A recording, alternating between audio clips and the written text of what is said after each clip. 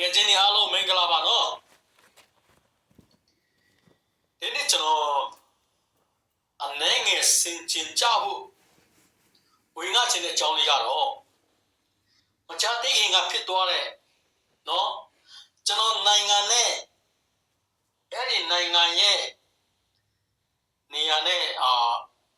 နာမည်တွေကိုမပြောတော့ဘူးဒါပေမဲ့လူတွေအားလုံးတည်ပြီးသားဖြစ်တဲ့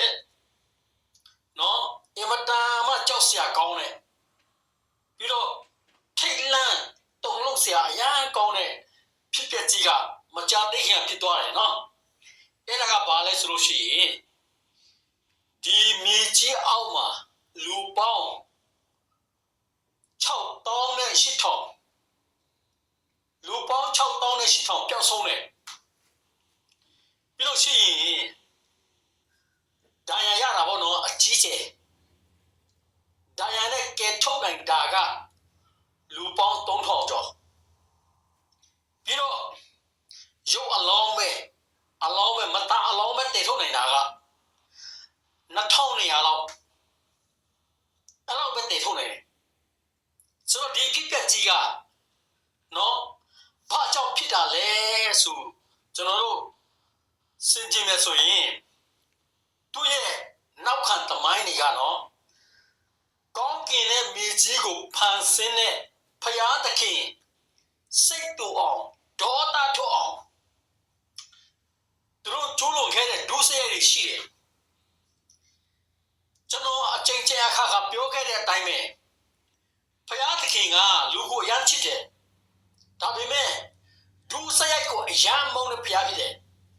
အဲ့တော့ကြောင့်အဲ့လိုအဖြစ်ပြက်ဆိုးတွေဖြစ်သွားတဲ့နေရာမှာဘာတွေကအဓိကတည်ခံလဲဆိုလို့ရှိရင်နံပါတ်1မတရားသောမိထုံ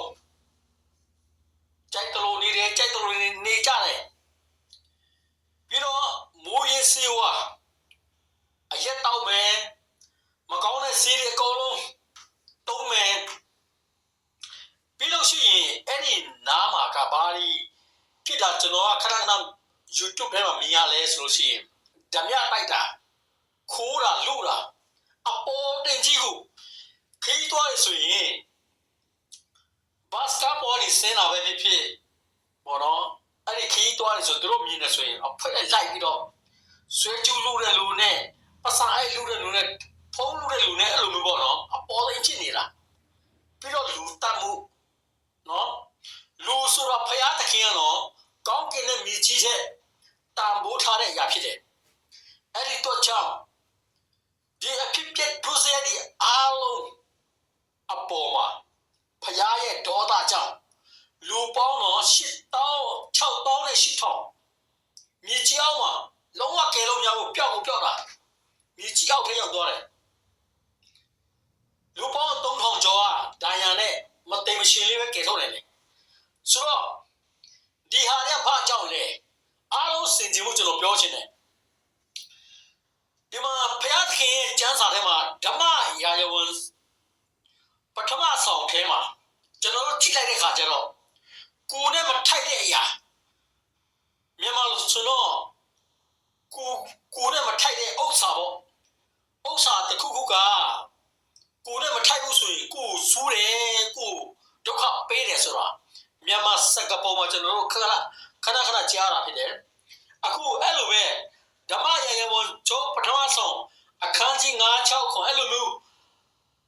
အဲ့ဒီထဲမှာကြည့်လိုက်မယ်ဆိုရင်ဘုရားသခင်ရဲ့ပြည့်ညတ်တော်တက်တာကိုသူကဆွေရီယတနာတွေနဲ့လှုပ်ထားတာဖြစ်တယ်ဒါပေမဲ့ဖိလိပ္ပိလူတွေကအဲ့ဒီတက်တာကိုယူသွားတဲ့ခါကျတော့သူတို့နဲ့မထိုက်တော့ယောဂမျိုးစုံကတ်တယ်ဒုက္ခမျိုးစုံကြုံရတယ်အဲ့နောက်ပိုင်းမှာသူတို့ကတခြားလူတွေမေးပြီးတော့ငါတို့ဒီတက်တာဘယ်လိုလုပ်ရမလဲငါတို့ပြဿနာပေးနေတယ်ဒုက္ခတွေပေးတယ်ယောဂတွေပေးတယ်အဲ့လိုမျိုးပေါ့အဲ့ဒီလိုပဲမိတို့မဆိုကိုယ်နဲ့မထိုက်တဲ့ပတ်စံကိုယ်နဲ့မထိုက်တဲ့စီးစိမ်ဥစ္စာတစ်ခုခုကိုယ်နဲ့မထိုက်တဲ့ပုံကူပေါ့နော်အဲ့လိုမျိုးတွေမမေ့မောပဲနဲ့မိမိဘဝအတွက်တန်ရှင်းတဲ့လောအခဒါမှမဟုတ်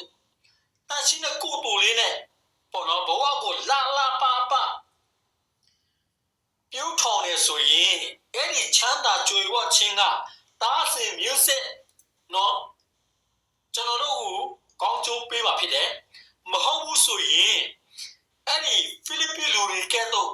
ဆွေတက်တာကြီးကိုရထားတယ်သနာတက်တာကြီးကိုရထားတယ်ဒါပေမဲ့အဲ့ဒါကသူတို့ကိုယောဂါတွေပေးတယ်ဒုက္ခတွေပေးတယ်အိုးမငိမ်တက်ခြင်းတွေပေးတယ်အမျိုးမျိုးဒုက္ခတွေပေးတဲ့တော့ကြောင့်သူတို့အရန်ကြောက်ရတယ်အဲ့တော့ကြောင့်ကျွန်တော်အားပေးချင်တာဓမ္မရာယဝန်ကျိုးပထမဆောင်အခန်းကြီး9-6ခွန်အဲ့ဒါဒီတေချာဖတ်ကြည့်လိုက်တဲ့ခါကျတော့ကိုနဲ့မထိုက်တဲ့ဥစ္စာတွေကကိုဒုက္ခပေးတယ်အဲ့တော့ကြောင့်တတိထားပါဒီပစ္စည်းဒီပတ်စံဒီဥစ္စာကကျွန်တော်နဲ့ထိုက်ရလားကျွန်တော်ယူတင်သလားကျွန်တော်အတွက်ထိုက်တန်ရလားဆိုတာစဉ်းစားပြီးတော့ဘဝကိုလာပါလေးနော်ချက်တန်းနိုင်ကြပါစေလို့အားလုံးကိုမေတ္တာလေးနဲ့ဒီเจ้าလေးကိုဝင်ကားလိုက်တယ်အားလုံးကိုကြည်ယူတင်တဲ့